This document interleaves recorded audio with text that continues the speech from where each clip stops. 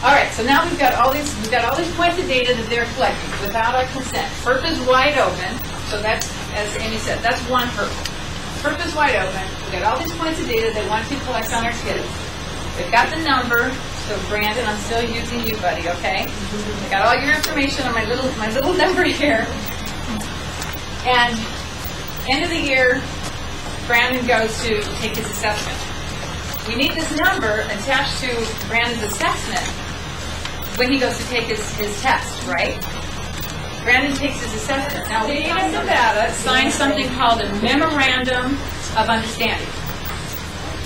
Amy is the Memorandum of Understanding. She signed that with the testing consortia, and the testing consortia in the case of Nevada is called Smarter Balance. We're with Smarter Balance. That's one of the two cherry-picked consortias that the federal government chose for us. Nevada's with Smarter Balance. So, the state of Nevada has a relationship with Smarter Balance. This relationship says, in writing, that the state of Nevada will give me, Smarter Balance, any information that I want to accomplish the testing on the children. Okay? State of Nevada, Smarter Balance. Got it? Okay? Now, in turn, Smarter Balance has signed a relationship, a memorandum of understanding with the federal government that says, I will give you whatever you want with regard to information on testing. You see how they did that? The memorandum of understanding is not signed by any of you. The state signed it with Smarter Balance. Smarter Balance signed it with the federal government. None of us signed off on it. See how they got around it? So those are the two connections with the data mining. So when someone gets in your face and says to you, hey, Common Core doesn't call for data mining, you say, you know what? You're absolutely correct. It doesn't. I just realized I have a slide here. It doesn't. But the testing assessment does, and the race to the top does.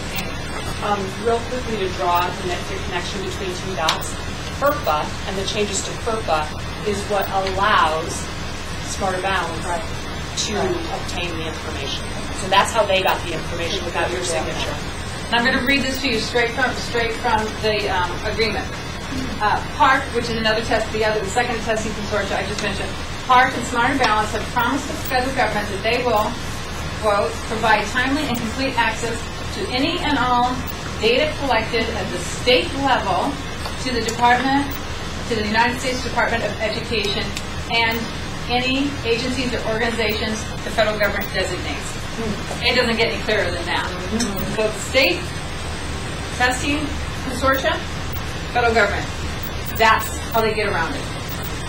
So, Brandon, your information goes from your school all the way to the federal government, buddy. And nobody even asked you. I know! Right? Nobody even asked you if they could give your information away.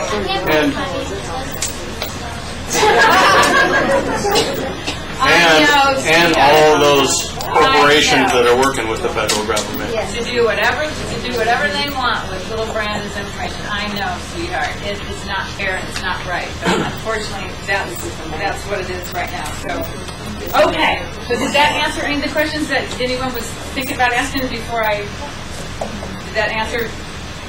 Yes. Okay. So it is aggravating, and I thought I would make you angrier before we no. Thank you. Did I move it? Oh, okay.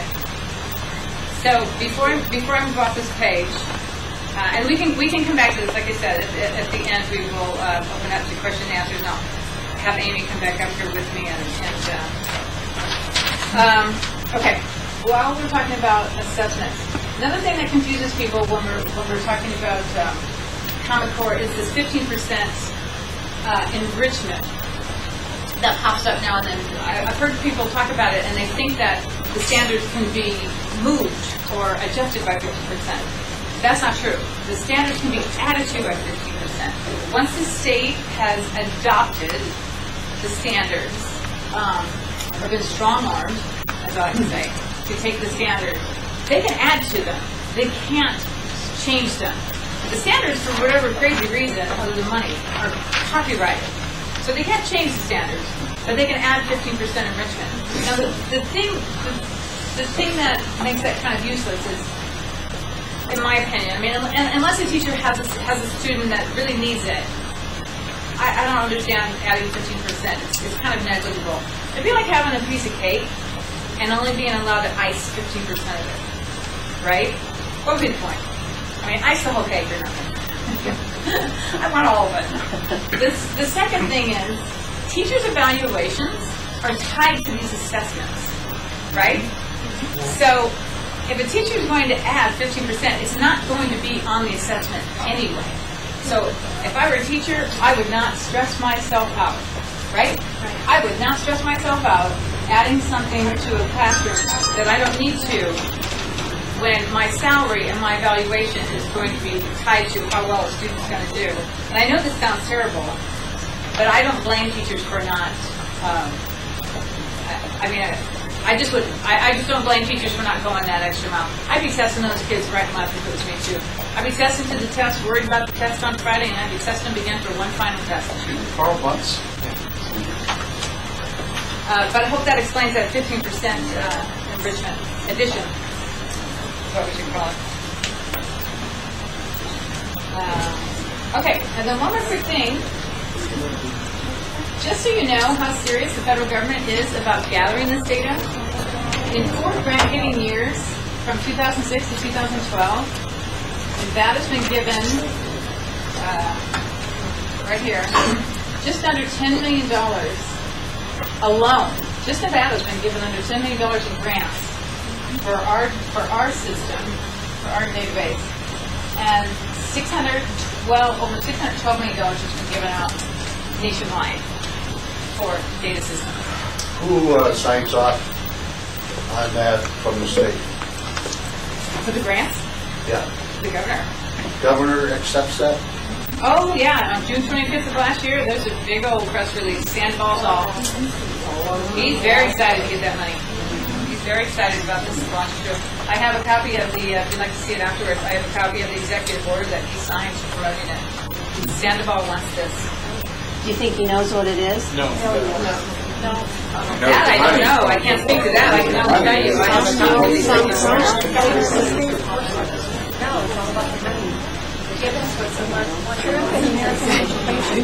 Gibbons signed off on the stimulus package. And I can't speak to that either. I don't know if Gibbons knew what was coming down the pipe when he signed off on it, but I don't know that anybody did. I think they went dollar signs. Where do I sign? Okay, I do not have slides for my next couple things. But a couple of the talking points that I do want to go over with you so that you can prepare yourself and be armed for discussion when you are, it should be, even though I don't have the slides, it should be on your agenda, so if you can make notes while we go along on the agenda. A lot of the Common Core proponents, or pom-pom waivers, as I like to call them, argue some of the silly things. One of the things they argue is that and I get tickled on this, that the federal government has had nothing to do with Common Core. As a matter of fact, if you get on the Common Core website, which I highly recommend you all do, so you can get educated, read through everything it says, read through everything they tell you, go to their frequently asked questions site, because that's a hoot. I mean, that's kind of a fun way to spend an afternoon.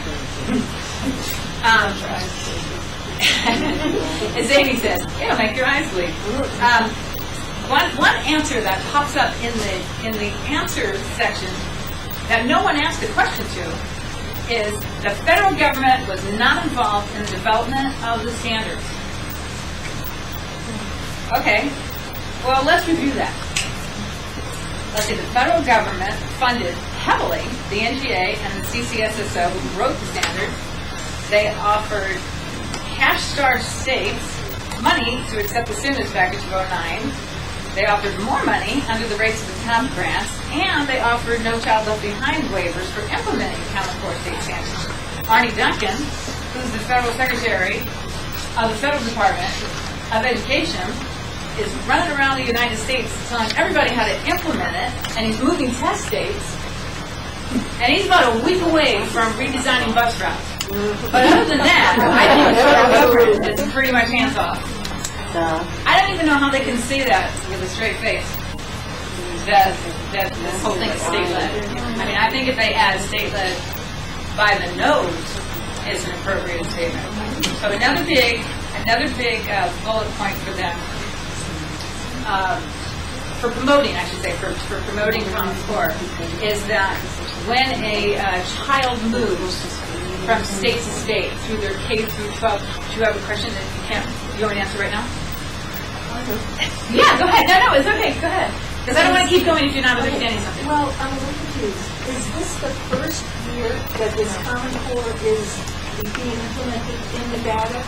No, this is the third. This is the third year, and this is why it's so maddening. And that's actually a really good question. This is why it's so maddening because it is such a sneaky snake. They kept it on the QT. No one was told about it. As Amy said, they brought it in through the stimulus package.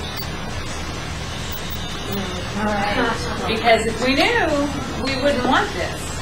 It really is a Trojan horse. I think that while we are all arguing education, content, is this any good? Do we like this? I think something else bigger is going on, and I'm going to talk about that in a couple of minutes. I think there's something much bigger going on with Common Core than just the education. And it's funny that you bring that up because as it's kind of moving west, gentleman in the back spoke earlier before the meeting, we're woefully behind in Nevada. Nevada is really kind of behind a lot of the other states that are fighting it. How many of you have heard of an organization called Truth in American Education? Okay. They have a criteria, kind of a line in the sand, that once a state starts fighting it, they get to a certain point, whether it's a heavy grassroots fight or a legislative level that they're fighting it, they are considered fighting back on Common Core. There are currently 20 or 22 states, last count was 20, but I think it could be up to 22 now, 22 states that are fighting to get out, to defund, or to pause Common Core. And it's been here for 3 years. I mean, if that's not a red flag to Sandoval, I don't know what is. I don't know what is. And we are not statewide yet. I think all of our elementary schools have to be compliant by 2014, or this year, 13-14 school year. So we have to be compliant. But if 22 states are already trying to get out of this after 3, right? Yeah. After 3 years, that's a huge red flag. So, yeah, and you know what? And you bring up a good point because Amy and I, we tell people this too. We introduce you to it, but we want you to go research it for yourself. We want everybody to get out there and check it out for yourself so you know, we're not making this up between soccer and dance. This is legit. Everybody needs to know what's going on. We all need to understand the significance of this. Okay, so let me get back to this. We're kind of off on 5 different threads, which is fine. I knew we would be, but one of the other big issues for Common Core proponents, and this gets back to one discussion because you're going to see a lot of this too when you start to look into this. You're going to see a lot of arguments back and forth.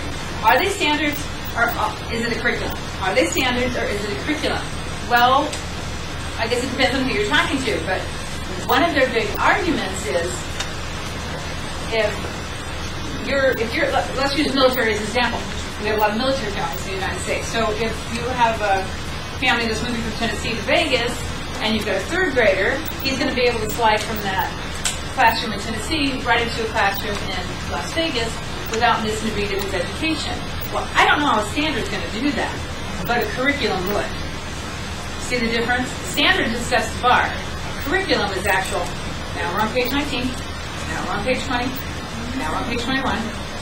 So, I see that as a big argument.